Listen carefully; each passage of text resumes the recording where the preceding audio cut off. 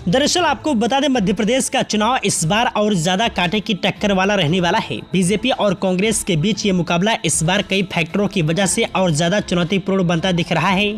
जमीन पर कई ऐसे समीकरण भी बदल गए हैं जिस वजह से कभी कोई पार्टी तो कोई दूसरी पार्टी आगे दिखाई दे जाती है। एमपी में ऐसे ही एक निर्णायक फैक्टर है जो ज्योतिरादित्य सिंधिया, किसी जमाने में कांग्रेस के सबसे दिग्गज नेताओं में इनका नाम आता था।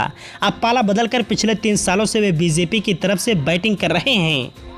वहीं आपको बता दें, मध्य प्रदेश का जो ग्वालियर चंबल वाला इलाका है वहां पर ज्योतिरादित्य सिंधिया की तूती बोलती है। इस इलाके की कुल 34 सीटें निकलती हैं जहां पर सिंधिया का गहरा प्रभाव है।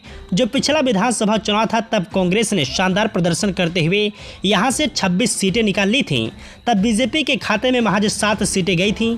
लेकिन पिछली बार जिस फैक्टर के दम पर कांग्रेस ने बीजेपी को पछाड़ा था वो अब बीजेपी में शामिल हो चुका है। सवाल यह उठता है कि जब मामा शिवराज और महाराज सिंधिया एक ही टीम से बैटिंग करेंगे तो जमीन पर बीजेपी के लिए स्थिति कितनी आसान और कितनी मुश्किल बन सकती है।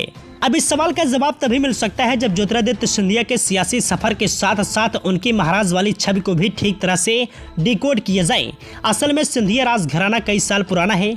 आज़ादी से पहले तक तो उसकी शान और शौकत अलग ही दिखाई पड़ती थी, लेकिन भारत के आज़ाद होने के बाद सभी रियायतों का भारत में विलय करवा दिया गया और लोकतंत्र में राजाओं वाली परंपरा का धीरे धीरे अंत हुआ।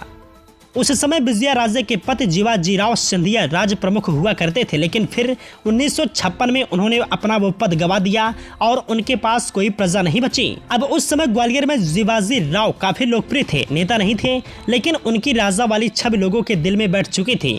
उस समय देश में सिर्फ कांग्रेस ही सबसे मजबूत पार्टी थी। विपक्ष में भारतीय जनसंघ बैठा था जिसे अपना विस्तार करना बाकी था, लेकिन जीवाजीराव को कभी भी कांग्रेस से लगाव नहीं रहा। ऐसे में उन्होंने बीजेएस का समर्थन किया।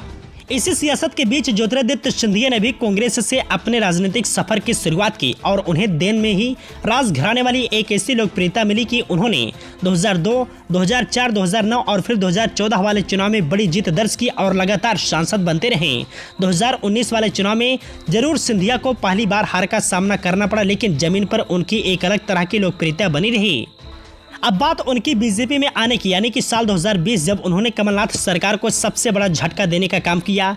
किसी को उम्मीद नहीं थी कि कांग्रेस सरकार सिर्फ 15 महीने के अंदर में गिर जाएगी, लेकिन ऐसी थी ज्योतिरादित्य सिंधिया की ताकत कि उनके एक कदम ने कई विधायकों को तोड़ने का काम कर दिया और अब सभी बीजेपी में शामिल हो चुके हैं।